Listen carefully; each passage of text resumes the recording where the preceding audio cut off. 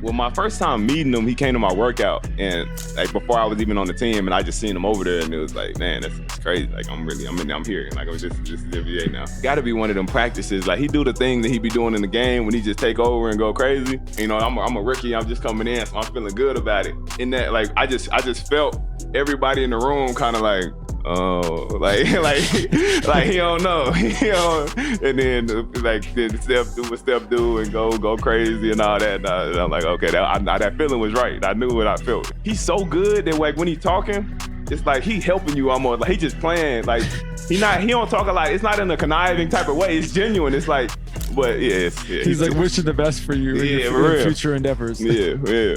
Steph is the greatest human being I've met in basketball. I've never met a better person. And the thing about it is I've never heard anybody say anything bad about Steph as a human being. Like, he is so unbelievable the way that he remembers people, he cares about people. I can't say enough good things about Steph. And then like through the Olympic experience, I think for me, learn and like pick guys' brains, and Steph was just that guy for me to always be. After every practice, I'm like, I gotta work out with Steph. Like I gotta do what he's doing, and enough good things about him. When we play, every time I play Golden State, if it's there or if it's here, hang out, spend some time together. It's just, that was a great experience for me, and not just him, but everybody on that team to be able to have like real relationships with, because sometimes people that you looked up to, you're like, this is the also cool, like, beautiful family too. Yeah, Come for on sure, now. Yeah. for sure. And Yeah. I'm like, man, this is the greatest experience for me. And for me, growing up in Wisconsin, he was at Davidson, killing Wisconsin in the tournament, and now full circle for us to have like this great relationship. He was one of my favorite players coming into the league.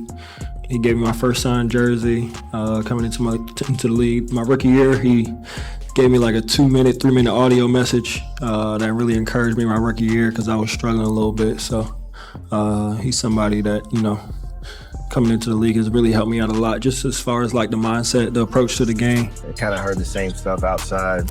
Going into the NBA, I'm too small, not athletic enough, can't play defense, not strong enough. I was nervous. Obviously, making that transition is a big deal.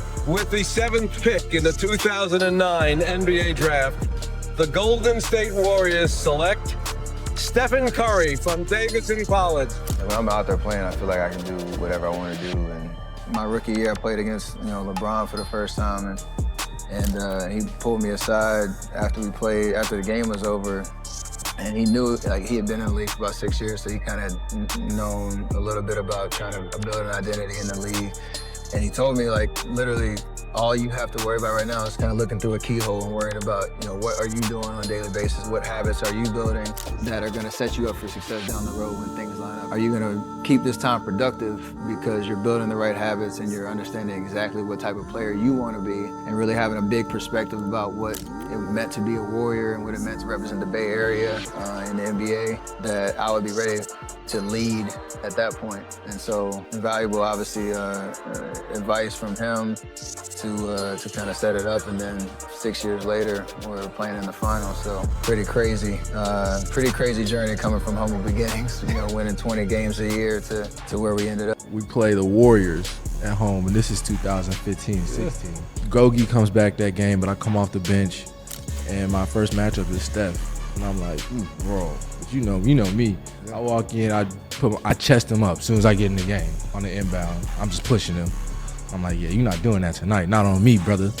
About 36 minutes later and 42 Steph points later, I'll be in the locker room like, nah, this can't be what it's like. I'm taking my stuff out like this ain't it. I think the way we started it was like bucket after, but like he scored, dunk, threes, whatever. I mean, everybody talks about doing the same thing. Like that was the game plan. I mean, it's just 48 minutes of where is Steph? Like trying to find him on the court, make his life difficult, and so it's just that mental strain of where is he on the court. I mean, obviously the way their offense is and the way he impacts the offense, like he has so much gravity that it kind of opens up other things for everybody else too. So find Steph. Is he coming off a screen? Does he have the ball? Does he not have the ball? It's constant of paranoia, I guess, for lack of a better word, of like trying to limit him and just trying to find a way to slow him down. That's one of the best descriptions. The Steph game plan is just like, he's him.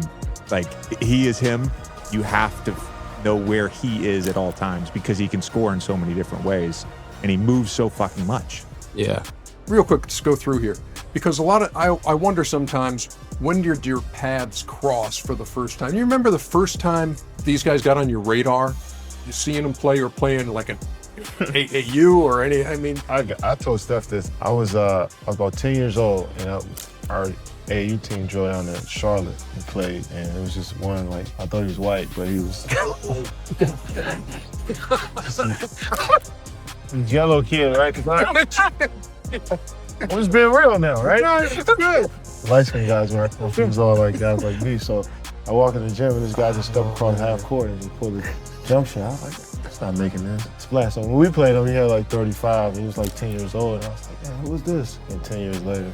And, you know, it's crazy how you cross paths with these guys when you're kids and you don't know, and, you know, you're just playing the game, and then once you, like, wow, it's pretty cool to see him, you know, at that age. When I got back on the floor with Steph as a teammate that first few games, it was like that non-verbal, the Philly game, you know what I'm saying? Because we worked our way up to that Golden State where we didn't have to talk to each other. I kind of knew what he was thinking and vice versa.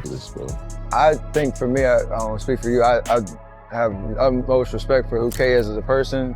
I played on him in 2010 on the World Championship team, but played with NBA camp back in high school. That's I have respect for like all that he's put into his craft and what he does, and like dude's an all-time great. You appreciate that, especially in this business. Yeah, I really got to know him in 2010, and we just from sitting down just on the bus to dinners to like breakfast, and just getting to know somebody, and you spend that time with somebody as a teammate in another country. You know, you just get to appreciate him. Dude, I just realized in Turkey, you were like one of the first dudes I told that I was about to propose. Oh yeah, that was crazy. That's a backstory that nobody knows. I'll give you something right there. We were sitting at dinner, me and a couple other teammates at right on the dock. I remember that. And we were talking about. I was stressed out because when I got back from Turkey, I thought I was gonna propose to my wife, and I told him at the table, and he was looking at me sideways like, for real? I love Steph, man. I mean, the guy has completely revolutionized the game. Coming into the league as a young man in 2011 and only seeing glimpses of what he was capable of because he wasn't as healthy. But when he caught fire, man, everybody was on notice. And me as a point guard or just as a lead guard on my team growing up in Cleveland at the time, he was the guy that really set that standard. Catching, shooting off the dribble, being able to break down his defenders, being able to take three guys with him everywhere he goes. You know, going against each other has been great, but I think studying each other has been even more of a special bond. You know, I see moves that he does, and I know he sees moves that I do. I could go on and on about Steph, but I love that guy, and going against him and having our battles where he's had 50 on me, and I've had, 30-something on him, win, loss, all the comparisons, all the Instagram pages, all the Twitter feeds, everything that goes on into the media of just comparing us. I've dealt with it, and it's just like put me in a position to be able to look at him as more of a brother in arms. But when we're out there on the floor, we compete at a high level. So my rookie year, all that year, played great. But then we played San Antonio in the second round of the playoffs, and I think he might have scored 23 straight points. To watch him score 23 straight points or whatever it was against the San Antonio Spurs, you knew right then that he was going to be one of them ones, and he's one of them ones. The moment that I remember that really made my jaw drop watching a Steph Curry play was the play against the Los Angeles Clippers at Golden State, where he weaved through the defense near the free throw line and behind the back, and you just see Steve Kerr over there I'm standing right behind him, and I'm sitting there, and if I'm not mistaken, I'm sitting there calling for the ball hey, we can get to something else. And he comes through the defense behind and back behind and jumps back behind the three-point line and shoots three and made it. I mean, that moment was incredible. Well, he has a great motor. I think a lot of people don't understand how great his motor is. He never stops moving. His ball handling, his ability to shoot the ball off the dribble and off the catch, is uncanny. I don't think there's ever been a guy in our league to be able to shoot the ball as well as he does. Off the dribble or off the catch, off the ball. He just creates so many different matchup problems for your defense, and you always have to be aware of them. It's an honor to compete against guys that maybe you looked up to when you were in high school, and then, find yourself winning gold medals with them and competing against them in the finals and all-star games. So you probably just can't say enough good things about Steph and what he's done for the game. I mean, in starters, since we are discussing that, you're drafted with the 7th pick by the Golden State Warriors.